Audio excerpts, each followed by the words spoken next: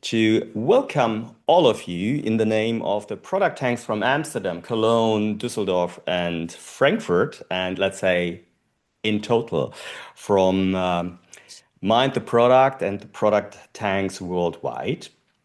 So I hope you have had the chance to meet Matt in October in that special week. Special in sense of AWS down, train problems in Cologne, thunderstorms in Amsterdam.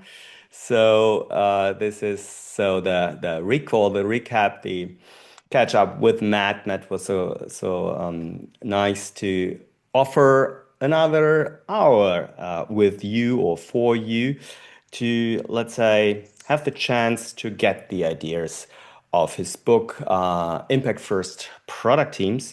But to start first, what's about sending in a chat the location where you're sitting at the moment? Where are you from? So please type in the Zoom chat.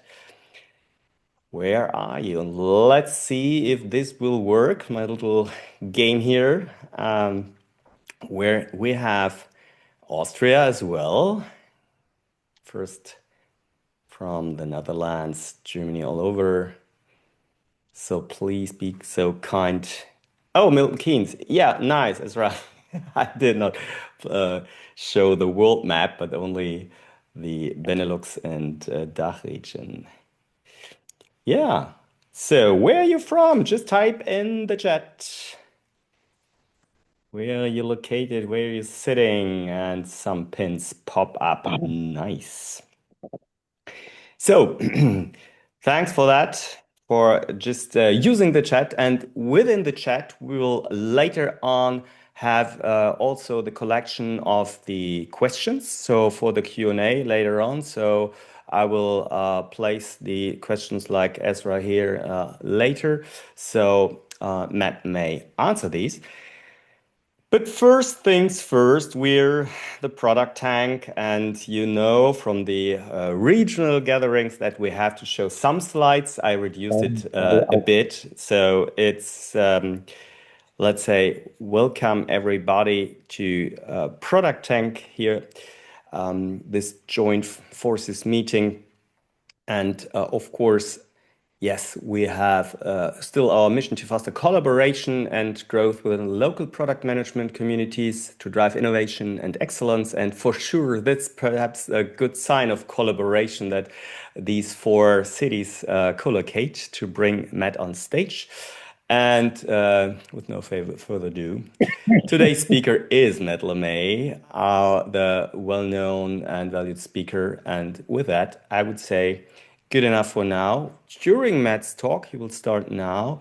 You will have the chance to put questions in the chat, in the Zoom chat. We will have a Q&A later on. And in the end, we'll have a book raffle of his book, which you see on his left shoulder, so on our right-hand side. And Matt, if I'm correct, you offered 3 copies of the book. So we'll have a raffle in the end.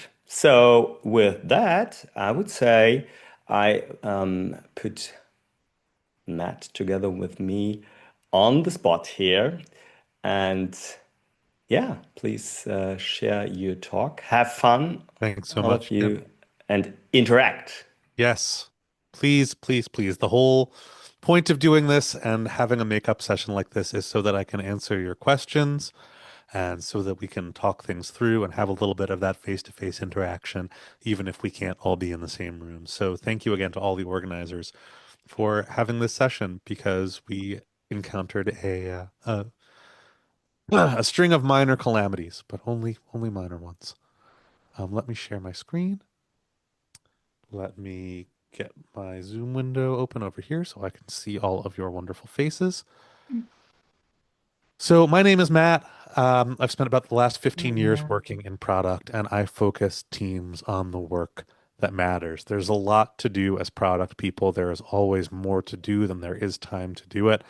And figuring out what really matters to the business and our customers and focusing on that work is an ongoing practice and one that I really enjoy working with teams to help cultivate. I've written 3 books now. Impact First Product Teams is my newest one. You can see it right here. It is my most concise and also the one that was the most challenging to write because it is the most kind of direct and through-liney and least rambly one. So I'm very proud of it, and I hope you enjoy it. This is the version of the talk where I get right to the main points so that, again, we can use this time together and maybe even enjoy um, some festive drinks. I still have the apple wine jug that was so generously gifted to me from the folks in Frankfurt. I'm pouring water out of it, which I hope is not like inviting some ancient German curse, but assuming it's not, um, very nice to be here with all of you today. As was promised, there are at least five new slides. I've actually made some changes to this since the in-person version, shifted the emphasis a little bit. There's a few brand new slides, a few updated slides, and I am wearing my most jolly and festive Christmas jumper. So hopefully you enjoy the sparkles as well as the message. So the main reason I wrote this book and the thing that I think is most important to take away is that whatever business you work for expects some kind of return from the investment it has made in your team, even if it is telling you to just go build stuff. And as I said when I was there in person, I don't think this has become any less true. We are at a really weird moment right now. Working in product, there are a lot of weird moments, a lot of things that feel in tension that can be hard to resolve. But right now, in particular, I feel like we are in this moment where, on the one hand, we've spent the last few years kind of returning to this focus on creating value for the business and the customers. If we've been a little stuck on process for a while, a little bit stuck on doing things the right way, there is, I think, a genuine move back towards the commercial origins of product management as a role, towards building the right things over building things the right way. And then on the other hand, we have like AI. And we have this idea. It breaks my heart a little bit whenever I see company leaders who have previously advocated for an outcome first approach, for focusing on critical business metrics and focusing on customer value creation, suddenly say, well, the most important thing to us is that 90% of our code will be written by AI next year. Because who cares? Like you can have 90% of crap code written by AI, just as you could have 90% of crap code written by people. It doesn't really matter if the things we're building aren't actually the right things. So I think again we come back to this fundamental truth, which is so hard to navigate sometimes, that just building whatever you're told to build does not mean that your team is a good investment and does not mean that at a certain point the very folks telling you to build this stuff won't turn around and say, well, you didn't build it the right way, or it didn't have the results that we didn't tell you directly we hoped it would have. So thank you so much for your contributions and have a nice day wherever you might find yourself next. It has been a tough couple years in product and engineering and technology world in general. And if you look at this statement from the CEO of Spotify when a lot of their workforce was laid off, I think it's really telling and interesting what he said here, which is that today we still have too many people dedicated to supporting work and even doing work around the work rather than contributing to opportunities with real impact. Uh, and there are two things that are interesting about this to me. Number one, presumably those folks were hired into supporting work teams, right? They're not doing supporting work by accident. These are folks who were likely hired in a zero interest rate environment when it was very easy to hire a lot of people and then were let go when macroeconomic conditions changed. I think the other thing that this illustrates is that it is really incumbent upon all of us as product team members to be able to describe why our work has real impact, even or especially if that work is supporting work or work around the work. This usually comes up in the Q&A, and in fact, I hope it does today. But I spend a lot of time working with supporting teams, teams that work with an internal customer, teams that might say, that's all well and good, but I don't really understand how I can articulate the impact of my work. I promise you, if you are struggling to articulate the impact of your work, then the folks who are looking at your team as a line item on a spreadsheet are also struggling to articulate the impact of your work. And it's really important that you put yourself and your team in a position to be the forefront of describing why your work matters to the business at large. To that end, the first question I usually ask teams I work with is this one: if you were the CEO of the company, would you fully fund this team? In other words, if you were personally accountable for the market level success of the business, would you look at your team as a line item on a spreadsheet and say, I am willing to defend this investment to our board, to our CFO, to the folks who are looking to reduce costs and reduce risk? Does this team feel like a good investment? Again, happy to talk about it in the Q&A, but two teams I've worked with historically have actually redirected or essentially disbanded themselves after answering this question together. But I think it is so important that every team asks this question together and answers this question together rather than waiting for somebody else to ask and answer this question when they're not in the room. So, number two, low impact work is easier and less risky than high impact work, but over time it incurs enormous unseen cost. Um, my sparkly jumper sets us up well for this little thought experiment I've run with many teams. Let's imagine that we are all working on a car, right? We are all product people building a car. I'm going to give you two options for what you can work on. Number one, you can fine tune the engine of the car, right? Put your hands in the engine, get your hands dirty, make this car run as smoothly as possible. Now, presumably, a car exists primarily to get us from point A to point B. So if we can make that car get us from point A to point B more effectively, then we have done the highest impact possible work, right? We've done the most important thing we can do. Now, the problem, of course, is that we might also break the car, right? If you are fiddling with the engine and the car stops running, you're going to have some explaining to do, especially if you were the last person or team that folks saw with their hands in the engine. You might make things run better, but you might also make things run a lot worse. The other option I have for you, I'm going to give you a bag of rhinestones and a glue gun, and I'm going to ask you to make this car even more sparkly than my sparkly festive jumper. Now, the bad news here is that you're probably not going to make the car run any better. The good news is you're not the last person who had their hands in the engine. If the car's not running, it's not your fault, right? You can point to that engine team and say, the engine team, bless their hearts, they're doing their best, but, we're not sure if they're really a high performing team. Us here on Team Rhinestones, we've done such a great job. You can see there are so many rhinestones on the car. Every time you've looked, it's shinier. We've done no harm. We've only enhanced the product. Now, this is all well and good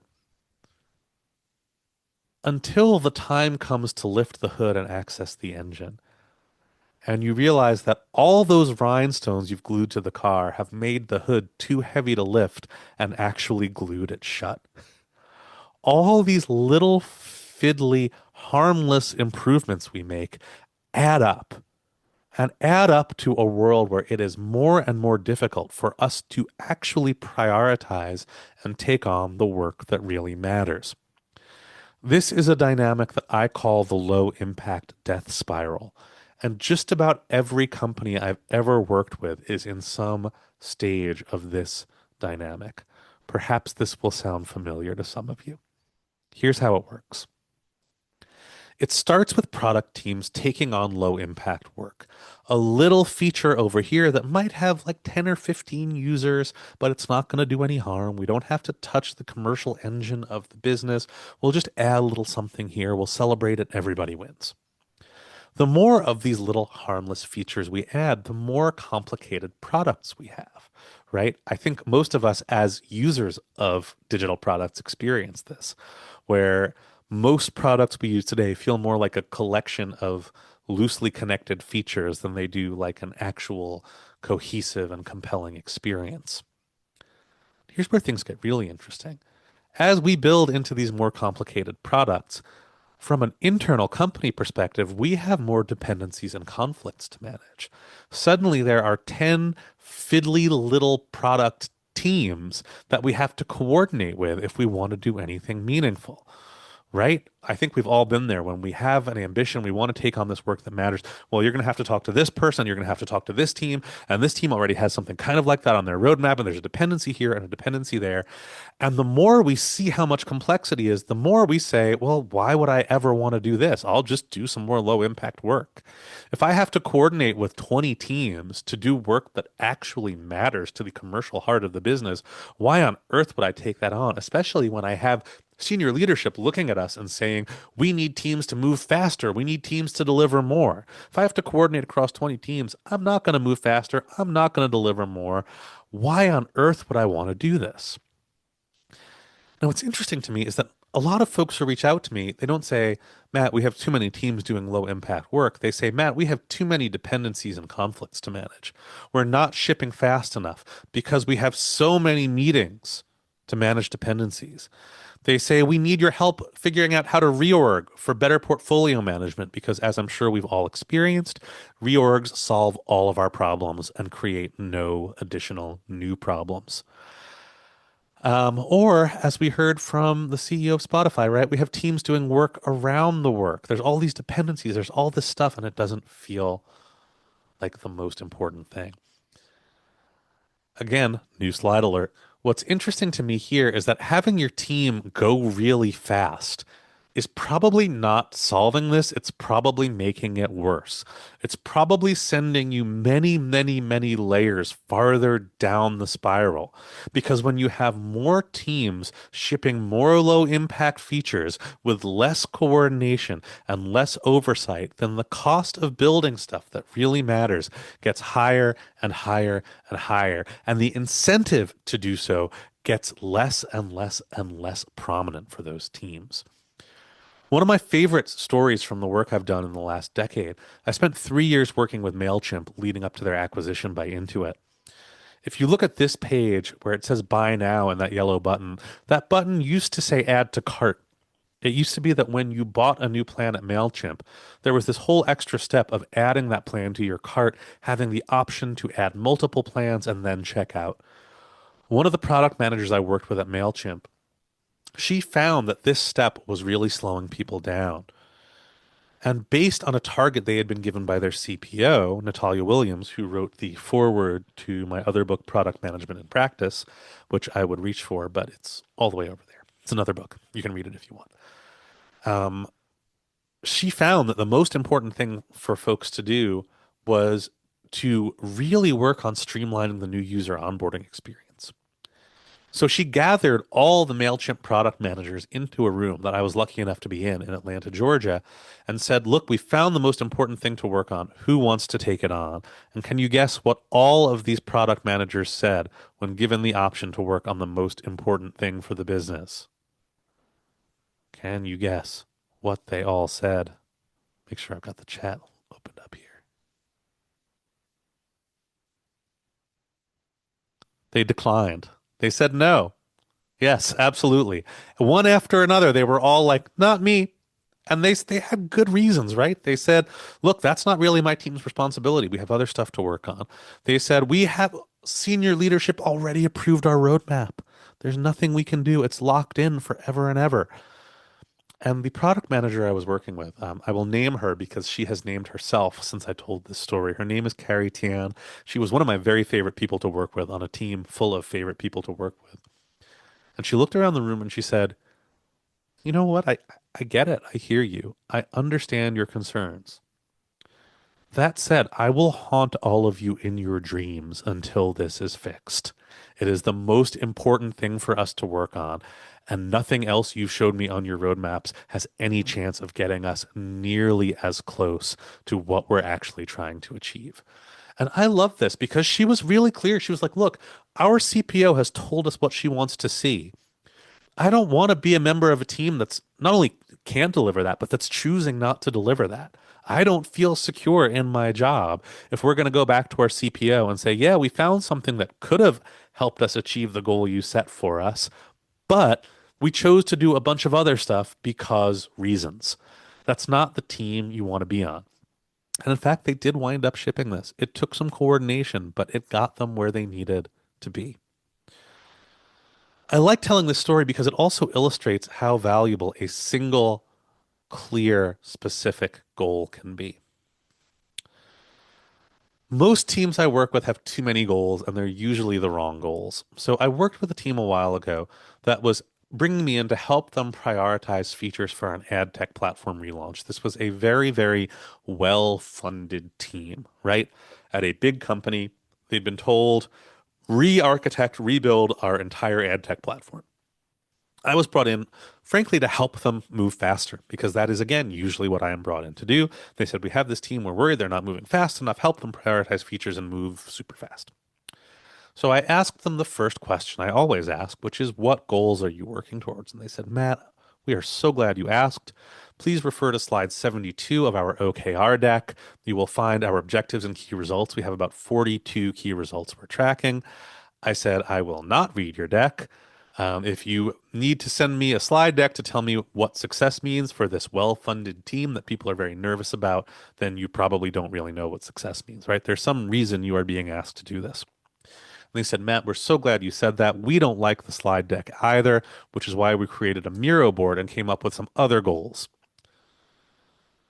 And I said, that's very nice. I am also not going to look at your Miro board or your other Miro board because it turned out they had actually made two Miro boards. I am not going to look at your two Miro boards in one slide deck. I want us to figure out what really matters. What does the business actually expect as a return from this very well-funded, high-profile team? So we did a workshop. I love sharing the slide because you can see this guy on my right is just like so not convinced by whatever I think I'm saying, even though I clearly think it's very profound. This picture was actually taken in Lisbon in 2022. I had the pleasure of speaking at Product Tank Lisbon last month. I asked if anybody knew this guy, and unfortunately nobody did. But I was really hoping that he was going to show up and I would get to tell him that he has become a minor celebrity in the deck I have been sharing over the last year. Um, so we did some really subtractive stuff, right? We started from there like two Miro boards and one slide deck. And we just started saying, like, what's the most important thing here? What really matters? We went from 10 goals to 9 to 8 to 7 to 6, and eventually we wound up with two options, right? One was build an excellent, amazing, stupendous platform to increase our team's profits by 20% in the next fiscal year. The other, build a seamless, wonderful platform to increase our team's profits from 20 million pounds to 100 million pounds the next fiscal year. These things look similar, but they are actually quite different. One is a 20% increase, the other is a 500% increase. So I asked folks, like, where do these numbers come from? And one person said, well, I just thought 20% sounded good, right? 20%, I feel good, we'll sleep at night. That person is actually the hero of this workshop, believe it or not, because another person said, I didn't know what to think until I heard that 20%. And I thought 20 sounds familiar, but I don't think it was 20%. I remember something about 20 from the town hall that our VP delivered. And sure enough, they went back into the company content management system and found a recording of that town hall. And somewhere in the middle of this town hall, which people had kind of slept through or eaten their catering or not paid that much attention to, their VP had shown a slide that said that in the next financial year, we plan to go from 20 million pounds of profits to 100 million pounds of profits. This was, in fact, what was expected. Understandably, people started to freak out about this a little bit, right? This is a big, scary number. But somebody else said, you know what? Don't worry about it. It's cool. We don't have to worry. That's the next financial year. That's like 10 years from now. That's a later problem. We're still like nobody's asking us to ship anything right now. We're still making a Miro board about a Miro board about a slide deck. Like this is the very chill moment in this project. Like we don't need to feel any pressure. So I did something which I highly encourage all of you to do when you have goals on a longer cadence. I just started drawing out a timeline, right? There was no fiddly taxonomy here. It was just like, all right, it's March of 2025. By March of 2026, we need 100 million pounds of profits, 80 million pounds of which is new. What else should go on this timeline? Somebody was like, do you mean outcomes or outputs? I was like, whatever. Like, what's an important date that we should all keep in mind? They said, well, in October, we're planning on launching the new platform. Great. That's a great example of something that should go on here. I said, okay, so between now and October, like what happens? If we ship in October, how much profit do we make between now and then? And they said, well, probably about 10 million pounds all in. Like, cool. Thank you. What that means is that for us to achieve this goal, we'd be looking at generating 90 million pounds in profits in between October of 2025 and March of 2026. I'm not saying that's impossible or good or bad. I am just telling you what you just told me. What you told me, based on the dates you gave me, is that we are now looking to generate 90 million pounds of profits between October and March. That is a big jump, and I'm not sure we can make it. This story actually has a happy ending. I caught up with the manager of this team a couple months ago, and she said they started shipping in June. That they looked at this and they said, okay, we can't risk this. This is way too risky.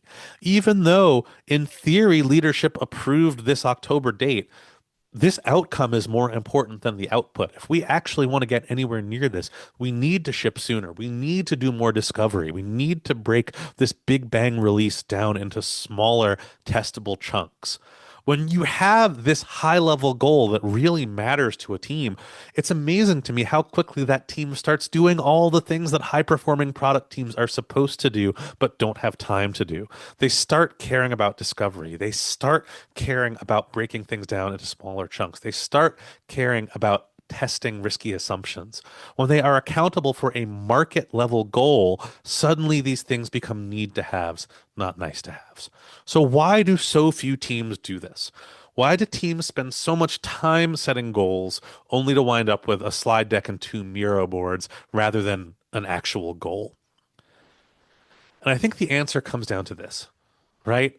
A lot of folks have been taught to do things this way. They got a company goal, they cascade it to a department goal, they cascade that to a big team goal, and they cascade that to a team goal. This is how I was taught when I started learning about product. I was like, this is the right way to do goals or OKRs, however you do it. Christina Wodka, who wrote Radical Focus, which I think is one of the best business books ever, and certainly the best book about OKRs, she said, don't do this. Instead, think about it this way. Think about your company goal as a center of gravity, and then having all your team or department goals one step away from that center of gravity. All your goals one step away from the company's most important goals. Once you see this, you cannot unsee it. Whether you're doing OKRs, KPIs, North Star metrics, however you set goals, if you set them well, it looks more like the picture on the right than the picture on the left. I worked with a team a while ago that had previously done things kind of like this, right? And perhaps this particular cascade will seem familiar to you. The company goal was, I don't know, somebody said something in a town hall, right? There were bagels, we took a nap, it was fine. The department goal is something, something product excellence, which is my least favorite kind of department goal, where it's like, be excellent. It's like, wow, I never would have thought of that before. That is such a helpful and actionable goal. I will try to be a really good product person rather than an utterly crap product person. Thank you for this very important, actionable goal. The bigger team goal, by this point, it's features, right? Once you've cascaded down this many levels, we start making a list of features. And the team was like, we built what you told us to build. You gave us features, we built them.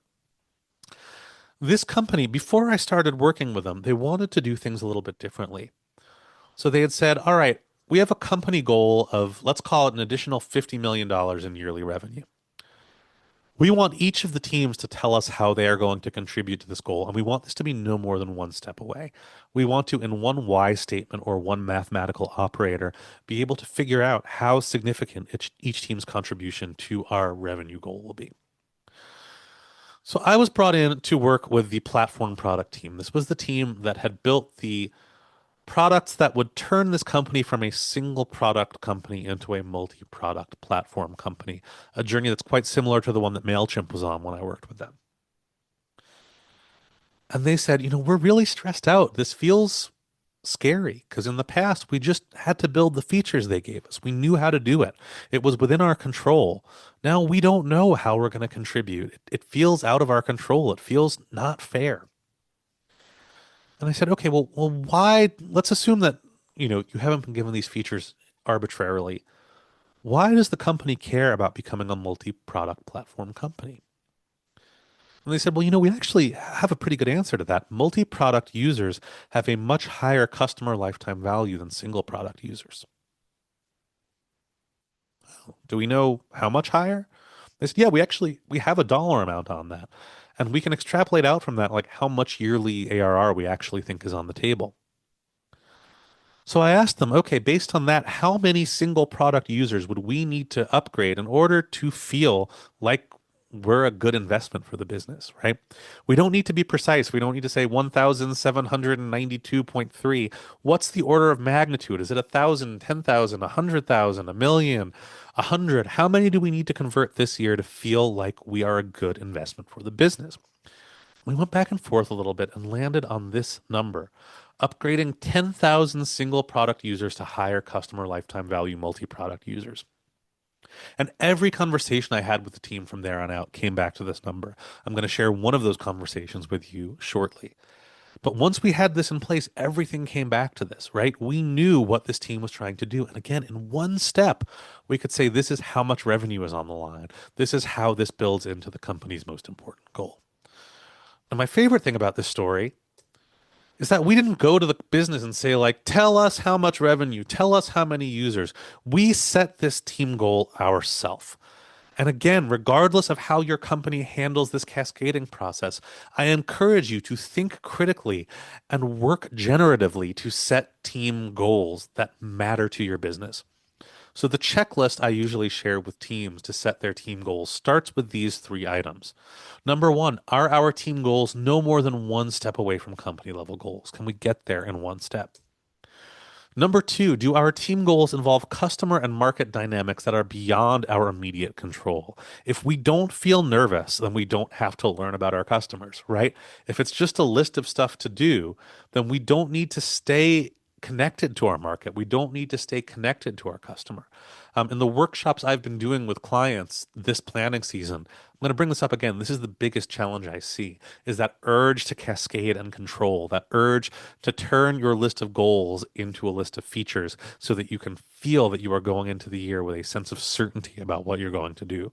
Spoiler alert, life is uncertain. We have no idea what the world is going to look like tomorrow, let alone next month, let alone next year. And last but not least, do our team goals contribute to company level goals enough to justify the company's investment in the team itself? Do we sleep well at night based on the specific target and timeline we've set? If you are currently taking a screenshot, I've got a QR code here. You can take a screenshot of this QR code. I'm going to share this with you again towards the end of the talk, and Tim will share the link to this landing page. So don't feel like you need to do anything right now, but I wanted to make sure you have access to this and any and all other resources. Okay. The last point I want to make here. When goal season or OKR season is over, most teams forget about what matters and go back to doing things exactly as they did before. The fact that there is an OKR season is still so bizarre to me that like we break down our work into the season when we pretend to care about our goals and the season when we don't care about our goals. It's just bizarre to me that I will see teams working so hard. I'm like, we need to make our OKR deck. We need to present our OKRs. And then I will ask them, how do your OKRs affect your sprint goals? And they look at me like I have asked them the most bizarre question ever. They're like, well, OKRs are for planning season. Sprint goals are for when we go back to actually doing stuff. And I'm like, but the whole point is that you do the stuff that's going to try to achieve the goals. Um, if you are currently in the middle of year-end planning season, again, please, please, please keep this in your mind. Do your team goals involve customer and market dynamics that are beyond your control? If your goals for next year feel like a checklist, then they are dangerous goals because they are pulling you away from your customer and your markets. They have risky assumptions cooked into them. And as you move forward, the risk that you will not reevaluate those assumptions is enormous and untenable. So as you go about setting your goals, like again, a lot of the work I've been doing this last month as I go about doing workshops and trainings with companies is like, if you're saying our goal is to achieve this by building these 10 features, everything that comes after the word by, scratch it out. Scratch it out. You can have a roadmap, but remember the roadmap is fungible. The roadmap can and should change to help us achieve our goals based on what we know about our customers and our market. So again, as you get out of planning season, don't forget to keep your impact first goals front and center. That company I worked with, the multi-product platform team, one of their product managers came to me after planning season and said, Matt, I want your help setting some goals or doing some prioritization. I want to know about prioritization matrices. I want know about ice versus rice versus Moscow. Like, how should we do our prioritization? And I said, like, cool, just walk me through it like a person. He said, that's great. I actually, if you don't mind, I used ice just to start somewhere. And I said, that's great. I love it when people take initiative and try something. He said, we have three things we could build, A, B, and C. I've prioritized them. A is first, B is second, C is third. So great. Walk me through it. He said, well, okay, the impact score for each one. And I said, look, I don't want to hear about an opaque score. We have a target, right? We want to upgrade 10,000 single product users to be multi-product users. Like, what's the most single product users each of these things could convert, right? Measure impact in your unit of your target goal.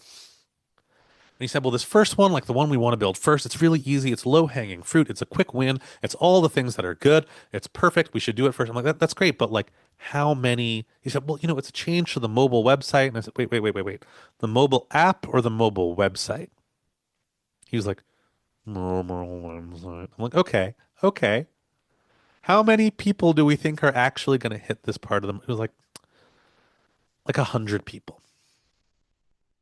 Like, okay, cool, thank you. That's what I asked. What about B? He said, okay, well, B is really annoying. We have to do a lot of coordination. It would basically mean redesigning our entire new user onboarding experience so that we funnel people who are multi-product users into a multi-product workflow before trying to convert them later. I was like, that sounds good. That sounds like something we'd want to do to get people into the right experience right away. He said, yeah, but it's so annoying. It'd be so high effort. We'd have to coordinate with so many other teams. We'd even have to work with marketing. Like marketing is going to have to be involved in this, ew, which we don't like to do. But I was like, okay, fair enough. Like, cool. But how many multi-product users do we think we could get? And he said, at least 3,000. Like 3,000 would be easy. Okay, cool. That's all I asked.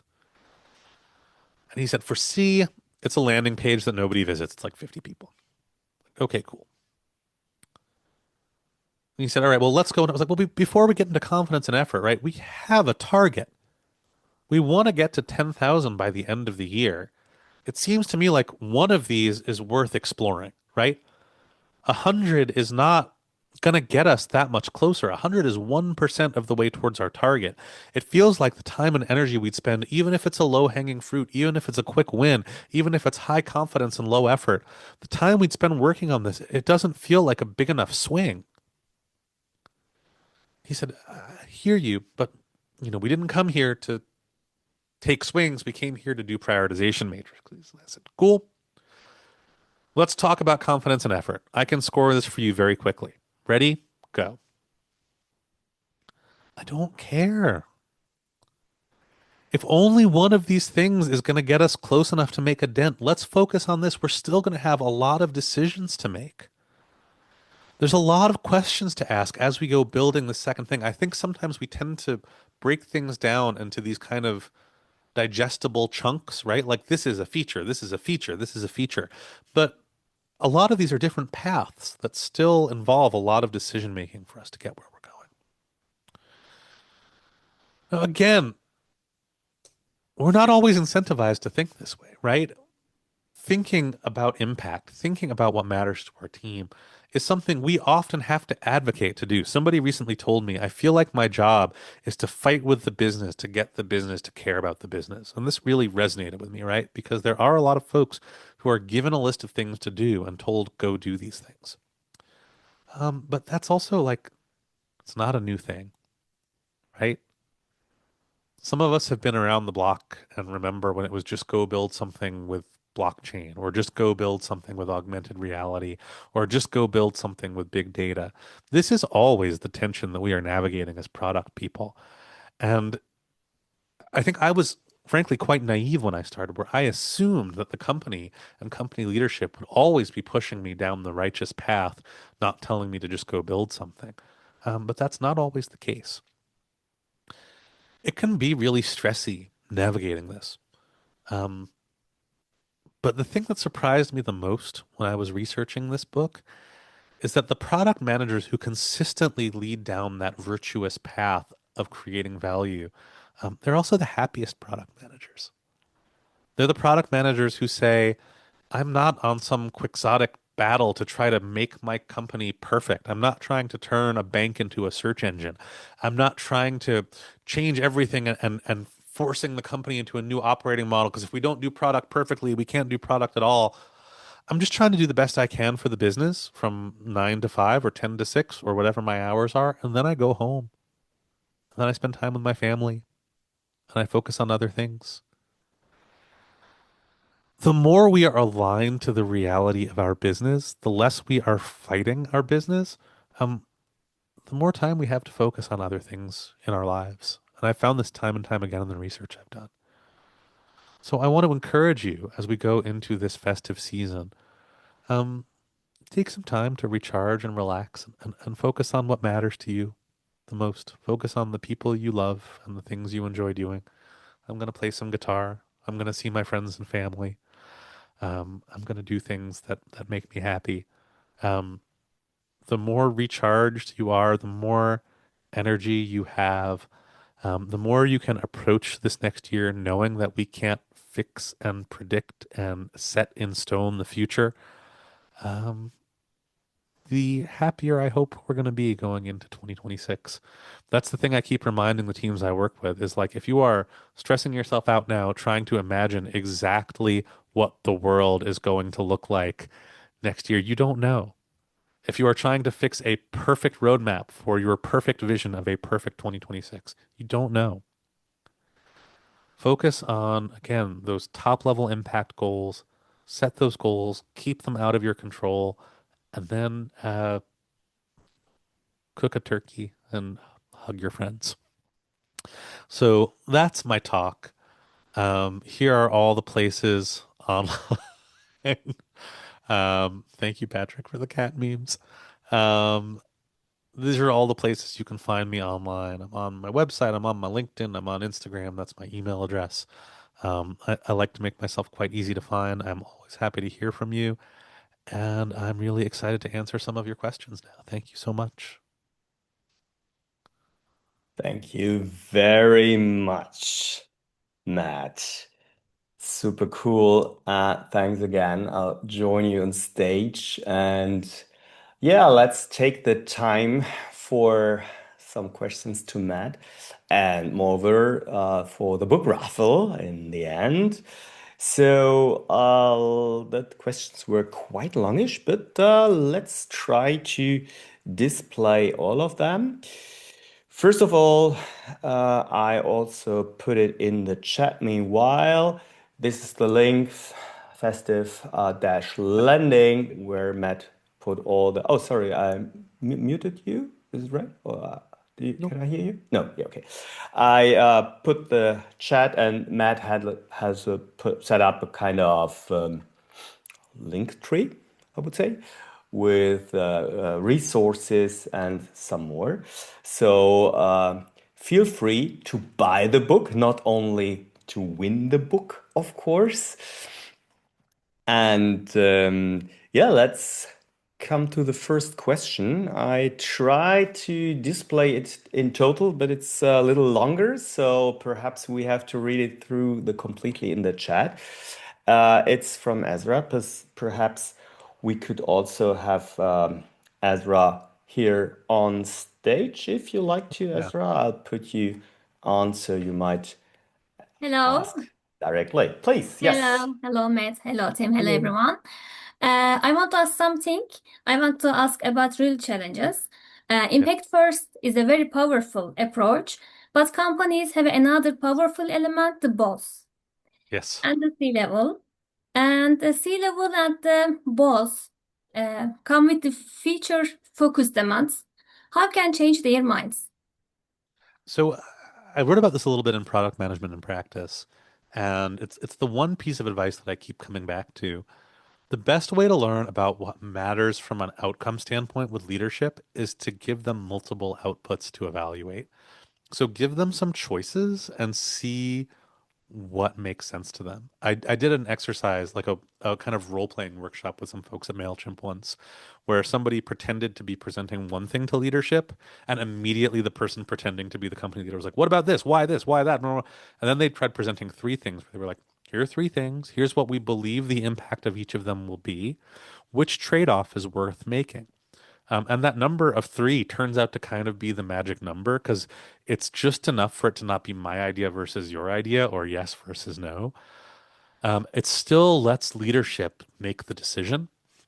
So you're not taking that decision away from them, but you're asking them to share their work a little bit. You're asking them to kind of walk you through what matters and why we would choose one thing over another. And sometimes at the end of the day, what you get back to is like, yep, they really just want you to build this one thing. Um, and that can be really frustrating in its own way. But I always tell people you're better off knowing, right? If that's the reality of what you're working with. I worked with a product manager once who said, yeah, I kept asking until I found out it was a feature that was just product promised to someone on the board. And like, I'm really annoyed. And I was like, you got your answer. Like now that you know it's just a feature that's been promised, maybe you can move some resources away from it. Maybe you can say, all right, what's the minimum resource we can put into this so that the person who's been promised this feature can say, oh, look, I got my feature. So again, a lot of it is just trying to kind of uncover as much of the why behind that as you can. Because even if the answer is you're just being told to build this thing, that sometimes tells you that you have a lot of flexibility for what exactly that thing means. If all that's really been promised is something that we can call this. Thank you Thanks. very much. Thank Thanks, you. Ezra. I'll switch here and come to the next question from Simonetta. Simonetta, I'll put you up on stage as well. Also, a little longer test. It's about good money Yes, I stories. love the work that Rich Uh, Mironov is doing around this right now. and the rich, and perhaps Simonetta, you're available as well. So I'll put you on stage as well. This wasn't a question, that was a partial response to Ezra. I just felt like part of this, what convinces the boss is like speaking in money terms to them, because oftentimes when we talk about what we do in product, we speak about, oh, this initiative, this framework, that thing. And this is kind of like the boring talk to someone in the C-suite. So I just put the link to Rich Mironov's blog piece on money stories there. And I think it's a great resource. It wasn't a question, Tim. I'm sorry.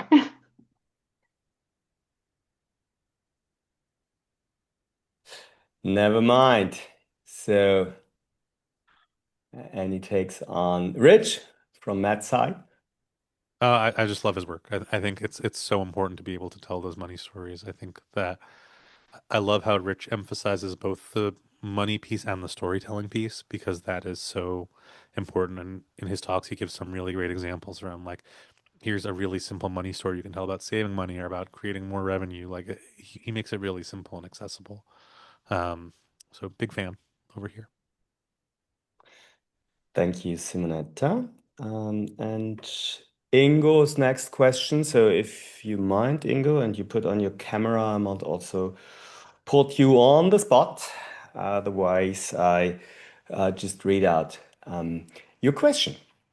So, Ingus wrote, I like the idea of avoiding process theater, but for teams like UX research or design ops, the direct output is often insights or process improvements. If a team can't draw a straight line to revenue without a few hops, what is the next best metric you've seen work? It's better to measure the speed of the product team they support or the risk they reduced for them.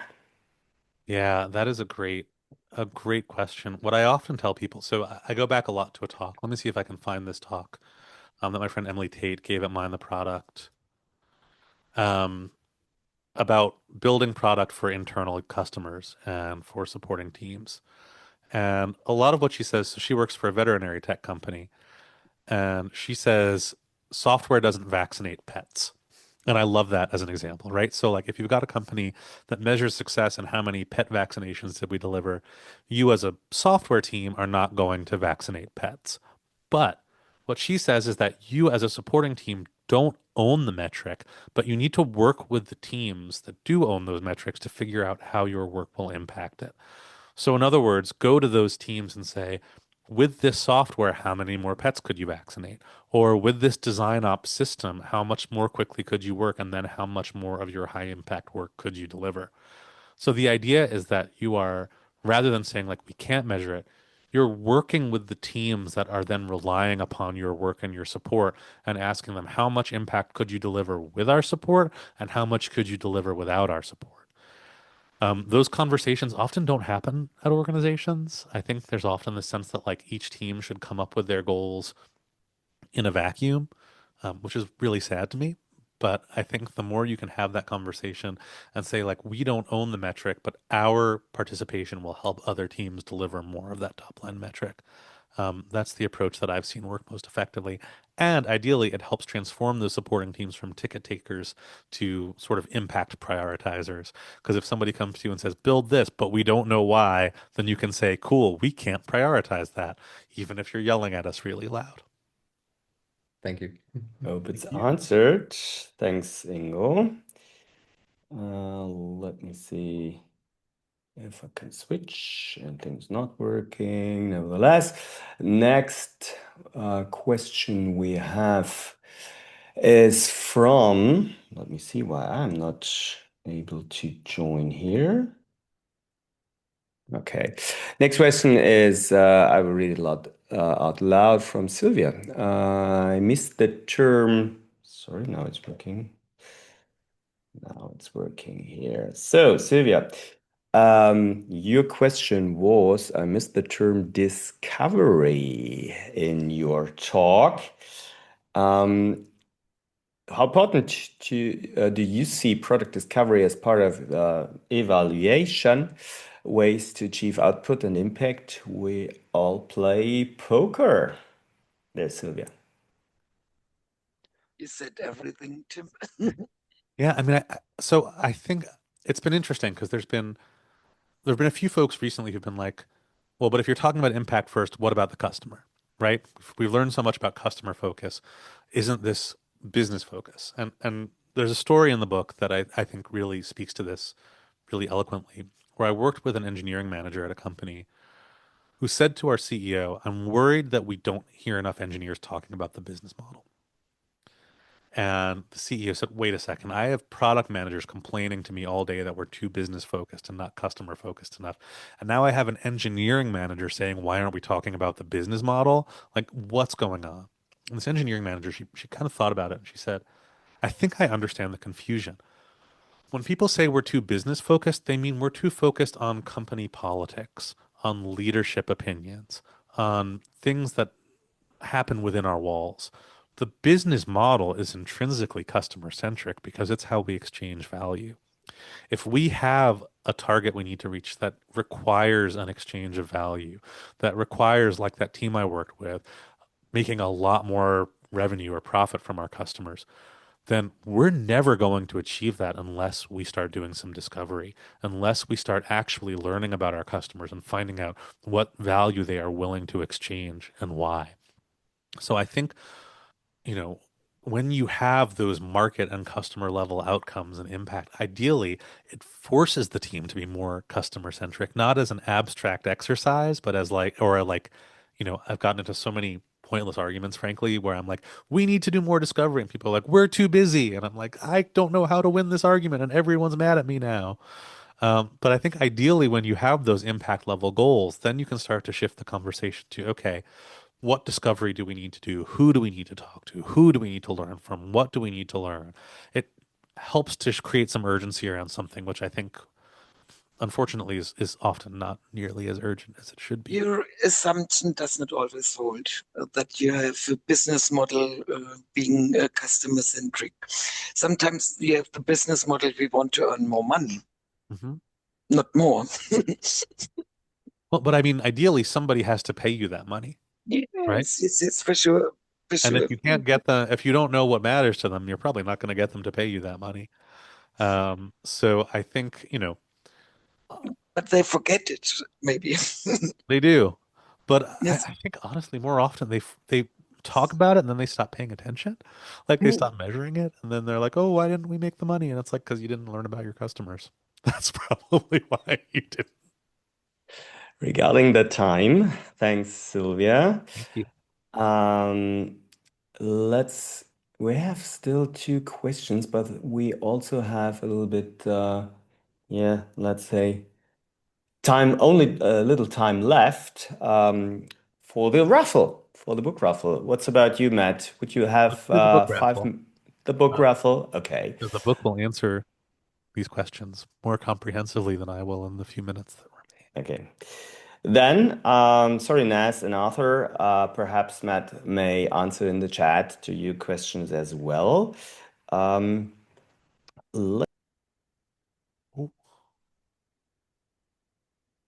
We lost him. Yeah, no. He's still there. I'm there.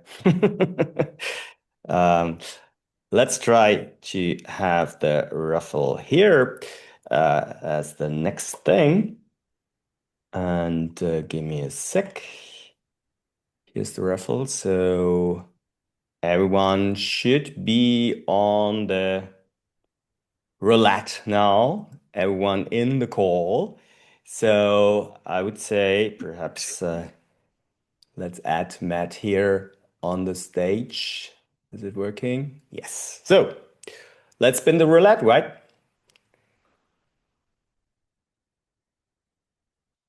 Let's see. Every name should be on this thing. Take a look. Marisa. Ooh, cool. Marisa, you have won the first book. Up on stage, here it is from Frankfurt, co-host of Product Tank Frankfurt. And Matt, I think we'll organize the fulfillment with your publisher, I think, right? It's me. I'm the publisher. You're the publisher. So let's keep in touch afterwards to have the address. So thanks, Marisa. Then let's have the second one. Oops, there, wrong button. This one. Ooh. And that is Ingo. Just have been on the spot. So we have seen Ingo with his question. Thanks, Ingo. You've won one book. And every time I press the wrong button, that's not good. Third book. Let's go on.